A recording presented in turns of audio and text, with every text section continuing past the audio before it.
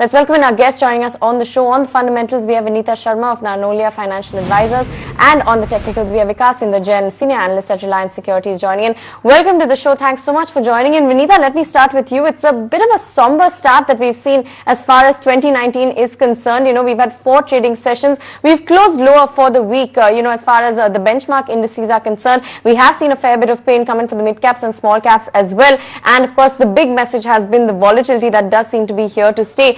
But looking forward, third quarter numbers around the corner, what do you see as the key triggers that the market is watching at the moment?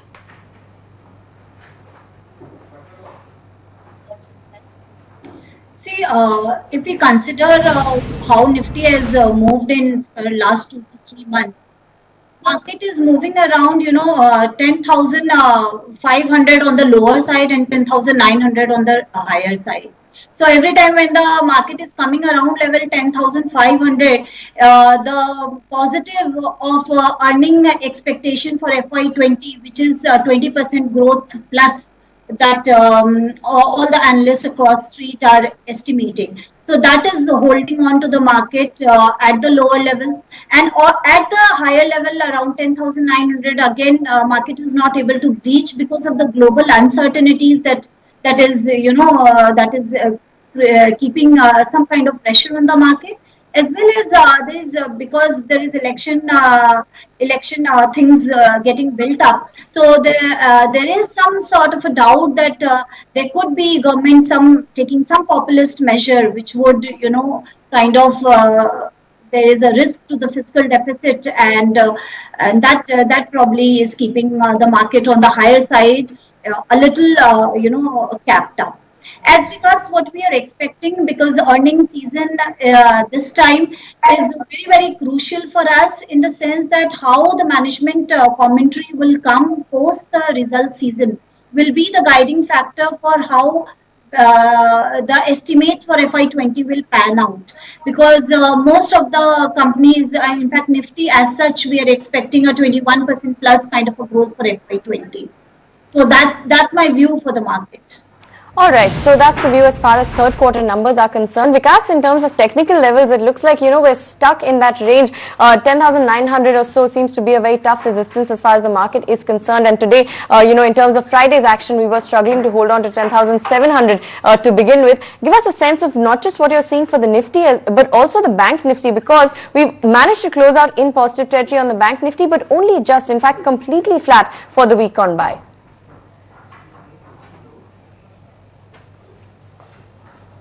Well, if you look at the structure, the Band Nifty and Nifty per se, Nifty is facing a lot of resistances near to those 10,900 levels, which is the 100-day average. Because if you look at, this was the third attempt which it attempted to do so, and when the back of the global cues and the failure of resistances, we broke down. But again, we are stuck near to those 50-day to 100-day average. So in terms of Nifty, market is decisively waiting for some amount of breakout zone, either 10,580 on the downside or 10,880 on the upside decisively. Bank Nifty has been outperforming, and we will continue to believe Bank Nifty would outperform. The gains were being led by PSU banks, followed by some amount of a positive up move into the mid-cap private banks like DCB Bank and IDFC Bank. And Bank Nifty has also withhold the 20-day average of near to those 26,900. So on the higher side, Bank Nifty would continue to see strong amount of up move. We believe Bank Nifty would easily inch upwards near to those 27,600, 27,700 levels in the next week. And Nifty, if we are decisively crossing 10,850, 9,900 levels on the upside, we would get a shift move of near to 11,200. All right, so expecting an up move, especially on the account of a Bank Nifty as well. Looking forward to next week. You can't rule that we will continue to see positive traction coming in for the Bank Nifty. Just stay with us. We'll take a quick break. Vikas as well as Vineeta will be back in a couple of minutes to put the focus on a lot of stock as well as sector-specific action that we saw in the week gone by. Stay tuned. We'll be right back.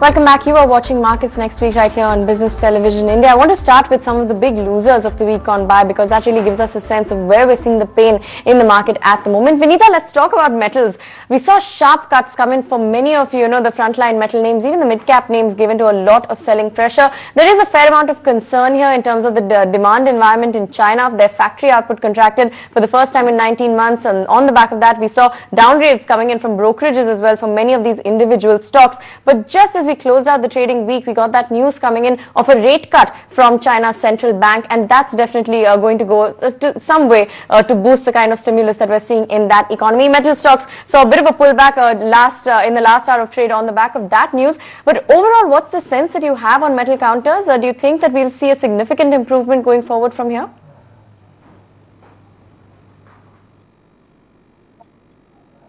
See, as regards metals, if we see metals, most of the metal companies are now trading at their cyclical low valuations. And there can be two things which we can think from here on. Either the earnings that is going to come out for all the metal companies will be very low, so that in the hindsight we'll find all these valuations justified, or the prices will move up. Now, regarding most of the global metals, prices haven't moved up, and the CRR cut that China reserve ratio, cut that has come up is I don't think that is sufficient enough, because that is catering to the liquidity side of the metals, but the underlying demand has to be pushed so that the prices move up, which we are not factoring right now to happen very soon. As regards metal, one should I think stick to more of the on the domestic side if we consider steel, because that is not much exposed to the global environment. Definitely it is affected, but then it is little bit, because most of the steel top line is mostly coming from the domestic market. So if somebody wants to take a bet on metals, they can stick to steel sector, and still aluminium or these counters. I think there is some pain more on the revenue front going forward.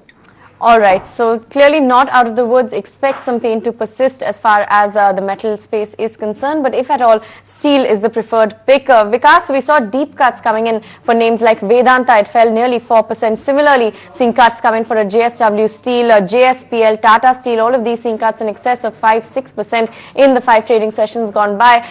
What would be the technical view on any of these charts, especially considering the pullback that we saw late in Friday's trade? What would be the kind of call that you're looking to take, if at all?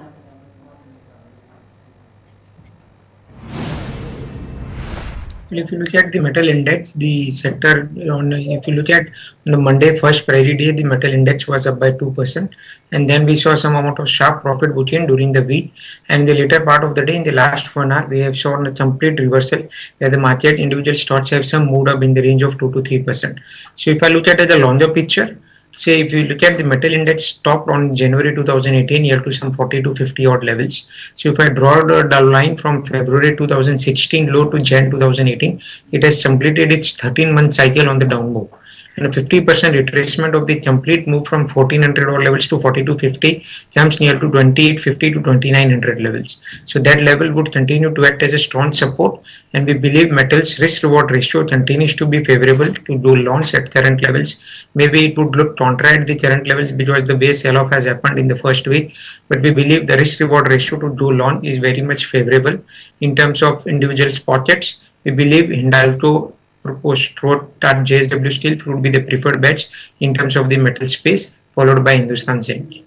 All right, risk reward looking favorable as far as metals are concerned. Hindalco, JSW Steel, couple of the names to keep your eye on. Vikas, what about auto stocks? Because while we saw 5-6% cuts come in for metals, autos saw much deeper cuts. And Eicher Motors, it fell about 12.5% in the week gone by. Along with that, names like Mahindra and Mahindra, Hero MotoCorp, Maruti Suzuki also lost about 3.5% in the week gone by. What is the sense over here? Would you be looking to take a call in any of these stocks?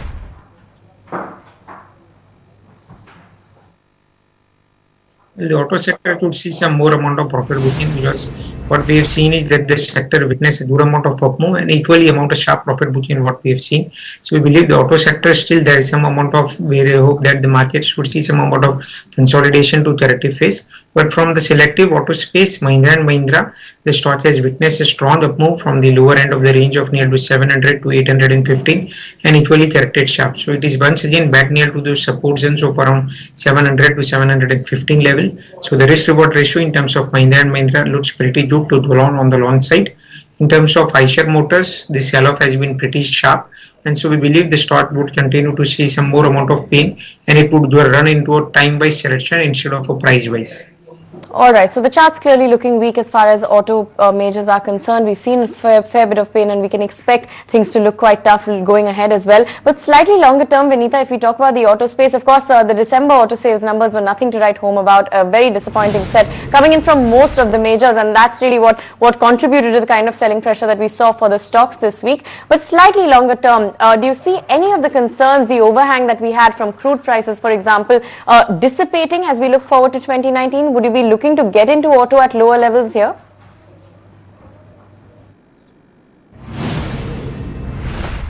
Yeah, auto levels, if you consider, see, from a long-term perspective, say for a 3 to 5 year view, we have no doubts for entering into auto. From a very short term, say 6 months point of view, we are expecting the auto numbers to be slowed down. And also the EBITDA margins, because EBITDA margins are getting beaten up from both the sides. Also the raw material prices, that has not been much in favor, and also the realization, because the cost is going to get go up going forward because of most of the regulatory things coming up, BS6 implementation, insurance cost, all these things, and then the management is not able to pass on very easily to the customer, considering the lower volume of auto sales coming up. Secondly, if we look at in the auto space at this scenario where the margins are not improving and volume growth is slow, what kind of company one should have? So I think one can have Bajaj Auto, because that's the place, where at least you're sure of the volumes, because the management is this time very confident and they are increasing the market share and they're quite confident on the strategy that they have got up. And also the exports has not pulled up that much, but the domestic market, they are recently quite sure of the volume numbers. And margin certainly is going to get down for Bajaj, also for other auto players.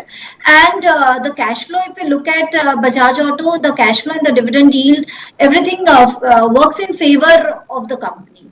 So I think that can be one stock one can have in portfolio.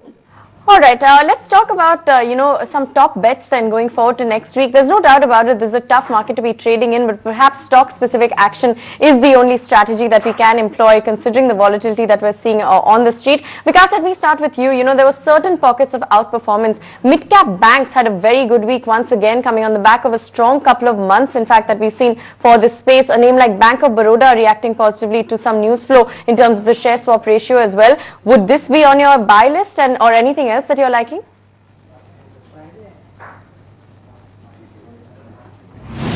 Well, in terms of banks, we believe the Yes Bank has given a good breakout in today's trade.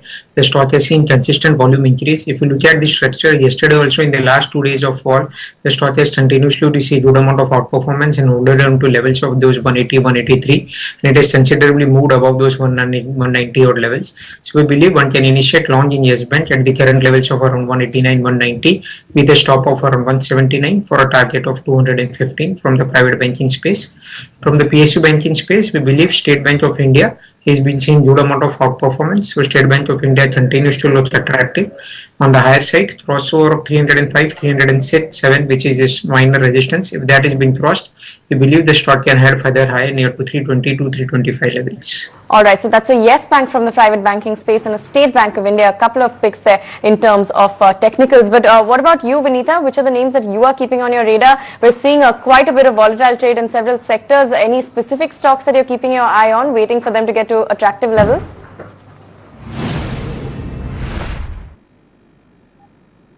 So So we are liking ICICI Bank on the financials. In fact, corporate lenders is the space that we are liking amongst financials. So, so a lot of mid caps have moved up in the PSU also, and I think that's a good stance from the government that they have taken a stance of more growth focused this time into recapitalization scheme, because we saw Syndicate Bank also getting some kind of capital for even if it was not in a PSC category. So as regards specific stocks, we're liking ICICI Bank because of the kind of advanced growth and NIM kind of improving from here on. Little bit on the mid cap, we're liking Federal Bank, but all of them which have corporate sector exposure. And on the large cap, if we can mention HDFC Bank, one company where we are liking, and also SBI for that matter in the PSU category.